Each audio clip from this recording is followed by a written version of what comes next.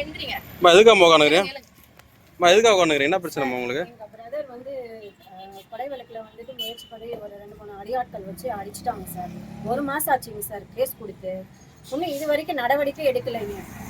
அங்கே போனால் கம்ப்ளைண்ட் கொடுத்து அதுக்கப்புறம் டிஎஸ்பி சார்கிட்ட போய் பாருங்கிறாங்க. டிஎஸ்பி கிட்ட எஸ்பி சாருக்கு மனு கொடுத்தும் வந்துட்டு டிஎஸ்பி கிட்ட ஃபார்வர்ட் பண்ணுறாருங்க. அவங்க வந்துட்டு எந்த ஆக்ஷன் எடுக்க மாட்டேங்கிறாங்க சார். நாங்கள் இப்போ வந்து கலெக்டர் கிட்ட மனு கொடுக்க வந்தோம். இது வரைக்கும் வந்து அவரு என்ன சொல்றாரு, எஸ்பி சாருக்கு நான் ஃபார்வர்ட் பண்றேன்னு சொல்றாரு மெசேஜ். இது வரைக்கும் வந்துட்டு எந்த ஆக்ஷன் எடுக்கலைங்க. ஒரு அக்யூஸ்ட் கொடுக்காம இருக்காங்க சார். எங்களை மாதிரி வந்து சாமானிய மக்களுக்கு என்ன சார் ஒரு நியாயம் கிடைக்குது? இது எல்லாரும் போலீஸ் ஆளும் கட்சி சப்போர்ட் இருக்கறனால வந்து போலீஸ் எந்த நடவடிக்கையும் எடுக்க மாட்டேங்கிறாங்க. அக்யூஸ்ட் நல்லா ஊர்ல அப்படியே ஜாலியா சுத்திட்டு இருக்காங்க சார். நாங்க 1 மாசம் ஆச்சு பேஷண்ட் வந்துட்டு 1 மாசம் வந்துட்டு அட்மிட் ஆகி வந்துட்டு ஜிஹெச் ஹாஸ்பிட்டல்ல தான் அட்மிட் பண்ணியிருந்தோம். அங்கேயும் வந்து சரியான ட்ரீட்மெண்ட் இல்லை. அவர் டீன் என்ன சொல்றாரு, நீங்க ஆட்களை கூட்டிட்டு நீங்க வெளியே போமா, உங்களால எங்களுக்கு வந்து நிறைய ப்ரெஷர் இருக்குது. 10 பேர் டெய்லி எங்களுக்கு வந்து ப்ரெஷர் கொடுத்துட்டே இருக்கிறாங்க. அப்புறம் யாருக்கு சார் ப்ரெஷர் கொடுக்குறாங்கன்னு கேட்டா எதுவும் சொல்ல மாட்டேங்கிறாரு டீனே. ஆளும் கட்சி சப்போர்ட் இருக்கனால வந்துட்டு எதுவுமே எங்களால பண்ண முடியலைங்க சார். நீங்க என்ன ஊர் பண்ணீங்க? நான் வந்து மேல்நிலை மாட்டேங்க சார்.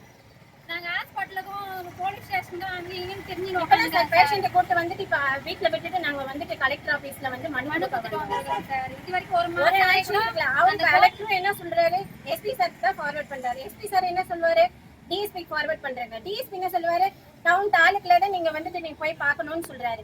ஒரு ரெஸ்பான்சிபிலிட்டி இல்லைங்க சார். ஒரு நியாயம் வேணும் சார்.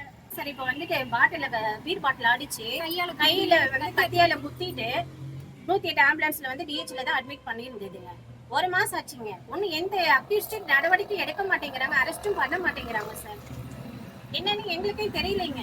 எங்களுக்கு என்ன சார் சப்போர்ட் இருக்குது? எதுவுமே கிடையாது.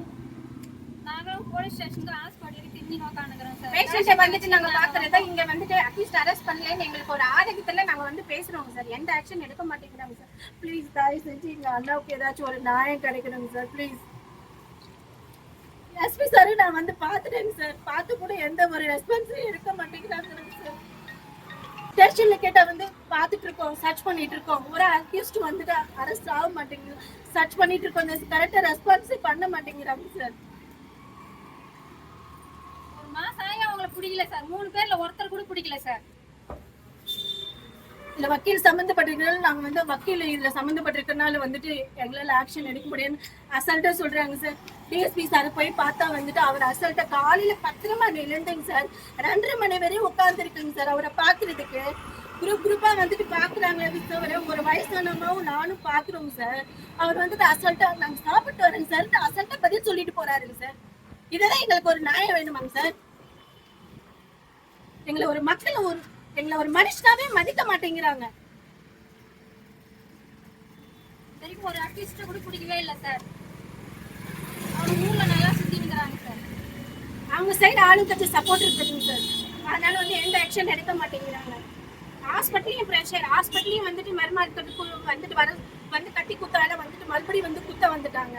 அதுக்கும் ஆக்ஷன் 100க்கு போலீஸ் கால் பண்ணி வந்துட்டு ஆக்ஷன் பண்ணோம்.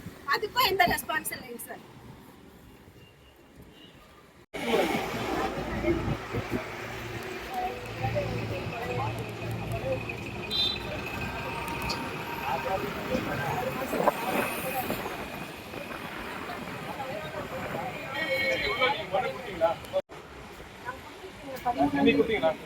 இன்னைக்கு எடுத்து வந்துருக்கோங்க சார். கலெக்டர் பார்த்துட்டு நான் உங்களுக்கு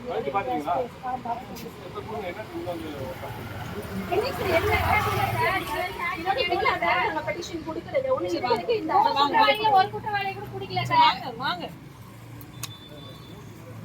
வேலைக்கு போற மனுஷனை குத்திட்டு போட்டுக்கு இல்லாத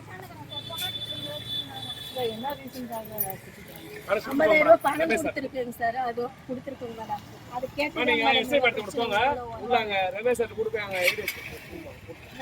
நீங்க குறை சொல்லுங்கம்மா.